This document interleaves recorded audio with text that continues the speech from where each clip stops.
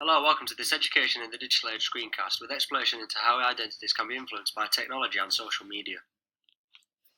The digital age has progressed us as humans to consider the ways in which we choose to communicate, how technology can influence our mindsets, and how this can expand us as humans both in education and out of. This screencast explores how identities are formed and how the increase of social media affects our communication, linking into the effects this has in schools. It is becoming more common in today's age for children to go to school already being more than competent in the use of technology. Davis argued the internet especially is an extraordinary resource for learning, but for many adults it offers too much distraction and unpleasantness. This does not stop parents providing their children with the best technology they can afford, or teachers from seeking the best ways of drawing on this unruly resource. Buckingham suggests that the use of technology as part of a pedagogic practice can help to bridge the new digital divide between students' experiences of technology outside school and their experiences in the classroom. Over the past 20 years, there has been a massive investment in providing information and communication technologies in schools. To date, however, the emphasis has largely been on providing access, and some policymakers still appear to assume that wiring up schools will produce automatic benefits, irrespective of how these technologies are actually used.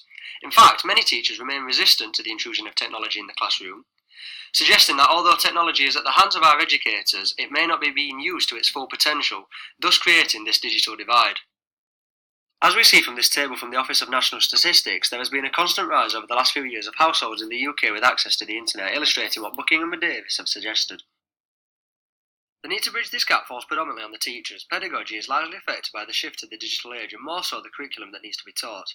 The curriculum at Key Stage 2 level suggests that schools need to teach ICT to be able to give the pupils mathematical and scientific skills, problem solving and having repeated practical experiences.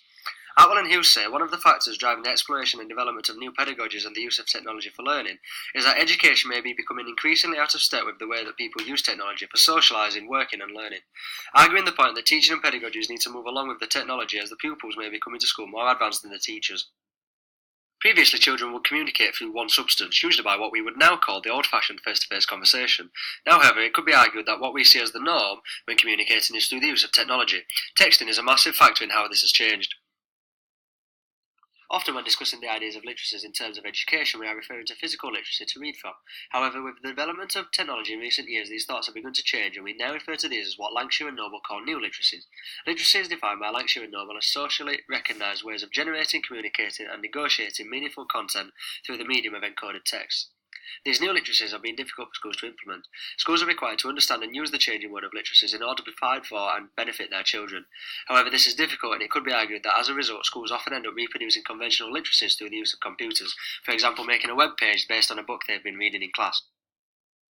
The new literacies have created a divide in mindsets. The aforementioned use of technology for a reproduction of a text is an example of what Lancashire and Noble call Mindset 1, whereby an educational setting such as a school will use the new technologies they have been given but for a very similar purpose to something that existed previous to it.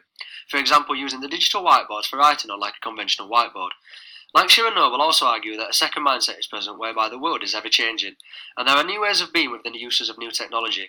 New literacies enable us to go on to do new things, and unlike Mindset 1, gives us a platform to use new literacies in a creative way. Social media is a new literacy that has had an enormous impact on children in the digital age. The growth of websites such as Twitter, Facebook, Snapchat and Instagram have impacted on children and their identities. It has been argued by Merchant that a number of new identities have been created through these sites, and these give us a place to be completely different to how we are in person. He says online environments that offer new technology offer possibilities for self-presentation, suggesting that there is no structure for how people can present themselves online. It can be vastly different from their face-to-face self. Thomas, as cited in Merchant, said, "I went from being one person with a single name to existing as a number of identities created by me but not always recognisable as me, even by myself, showing the opportunities these sites give us to form our own separate identities."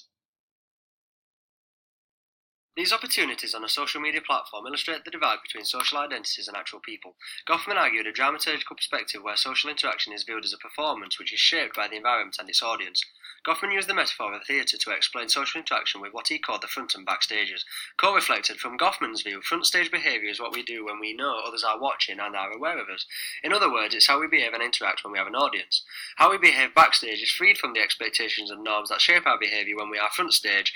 Being at home instead of out in public or at school or work is the clearest difference between front and back stage in social life, illustrating how identities can be affected with the use of social media posts are developed with an audience in mind.